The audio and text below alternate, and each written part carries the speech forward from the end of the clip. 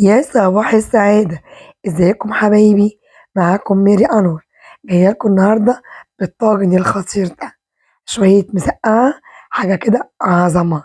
طبعا مسقعة كنا بنحبها في الفطار، في الغدا، في العشاء، في أي وقت، وعشاقها كتير.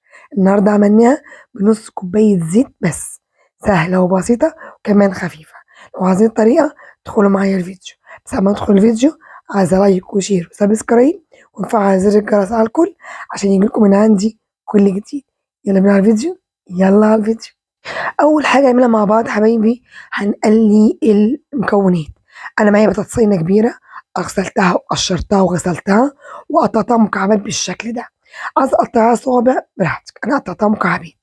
جبت قلاي فيها اقل كمان من نص كوبايه زيت، ونزلت عليها بالبطاطس. هدي بس ايه، تشويحه بسيطه.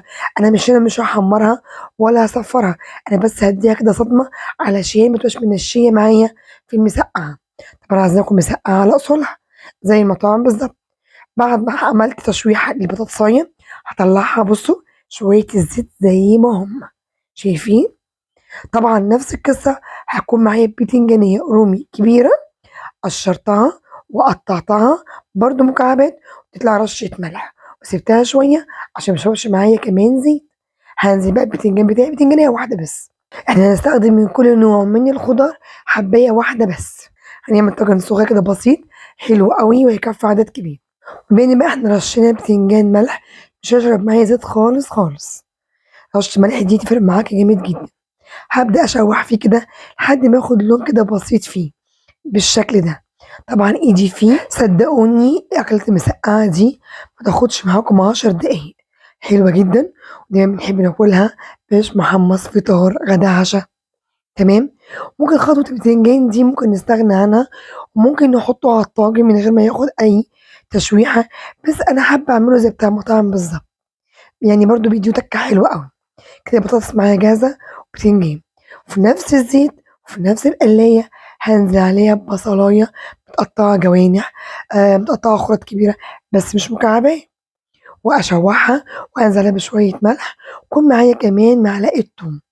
هنا المسقعة بتحب التوم جدا جدا جدا، وده سر نجاحها وطعمها الجميل وريحتها الجميلة. التوم يا جماعة بيديها تكة حلوة قوي قوي. هنشوح كده، وهديها معلقة كزبرة، وافضل اشوح فيها ايدي فيها باستمرار. واحنا برضه عارفين المسقعه اساسها كمون، واديها رشه كمون، وابدا اظبط ملح. تمام تمام. ادي رشه كمون اهي، واشوح، وابدا ادي رشه ملح كمان صغيره.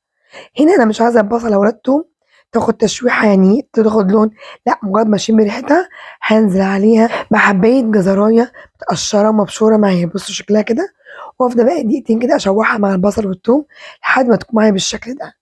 واكون مجهزه معاكم بقى ايه، فلفل الوان اصفر واخضر واحمر، الموجود عندك حطيه. انا النهارده هحط لها كمان قرن فلفل حار، عايزاها تكون سبايسي.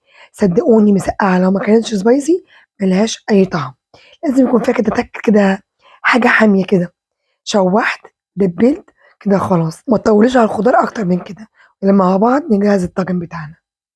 طبعا انا طلعت البطاطس والبتنجان في الطاجن من الاول، هنزل عليه بقى باخر حاجه عملتها، باقي الخضار، واقلب كله في بعضه كده. بصوا بقى، صدقوني من غير اي حاجه ريحته جميله. ومعايا حوالي نص كيلو طماطم، كنت مجهزه فرماه. هنزل على الخضار بتاعي، شايفين، وابدا اخلط كل المكونات مع بعضها. وكمان هحط لها معلقه صلصه. انت ممكن تستغني عنها، مفيش مشكله، بس انا حابه احط لها تاخد لون حلو برده مع الطماطم.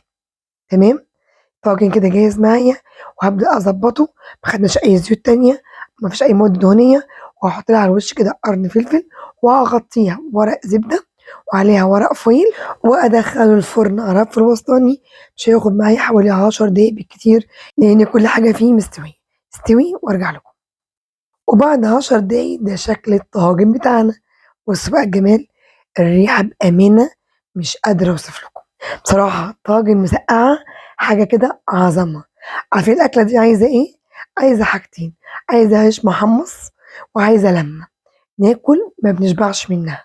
أكلة جامدة، مسقعة كلنا بنحبها. كمان حلوة أوي في الصيام، وحلوة أوي أوي في سحور رمضان. يلا بقى اعملوها بطريقتي، وكل سنة وكنا طيبين وبخير. وأتمنى الفيديو يكون عجبكم، ولو عجبكم لايك وشير وسبسكرايب وتفعلوا زر الجرس، وأتمنى أشوفكم على صفحتي على الفيسبوك مطبخ ميري كيتشن. باي باي.